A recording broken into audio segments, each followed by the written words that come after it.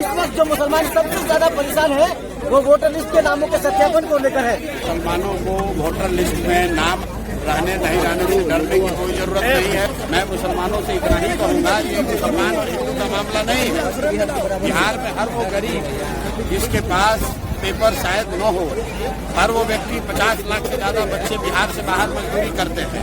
उसमें सभी जाति सभी धर्म के लोग हैं, सभी वर्ग के लोग हैं, इसलिए घबराने की जरूरत नहीं है।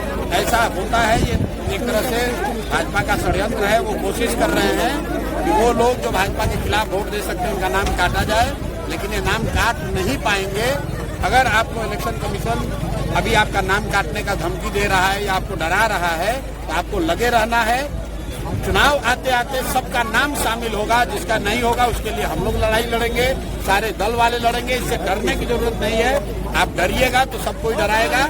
अपने हक के लिए आपको खड़ा होना है और वोट देना सबसे बड़ा अधिकार है। कोई आपका वो अधिकार छीन नहीं सकता है।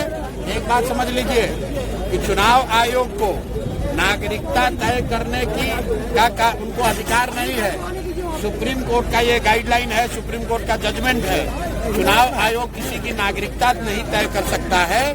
चुनाव आयोग का काम वोटर लिस्ट बनाना है, वोटर लिस्ट के जरिए चुनाव कराना है। अगर चुनाव आयोग ये कह रहा है कि वोटर लिस्ट ठीक नहीं है तो चुनाव आयोग को जवाब देना है कि भाई 1.5 वर्ष पहले इसी चुनाव आयोग से पार्लियामेंट का चुनाव हुआ है, मोदी जी इसी वोटर लिस्ट से चुनकर प्रधानमंत्री बने हैं।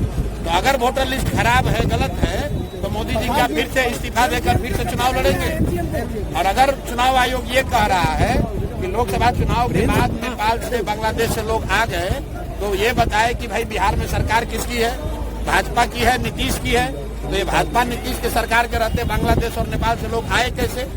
तो भैया ये संभव नहीं है। ये शुरुआती कीदड़ भभकी है, इससे डरने की जरूरत नहीं है। जिसका नाम कट रहा है आप तुरंत हम लोग से संपर्क कीजिए।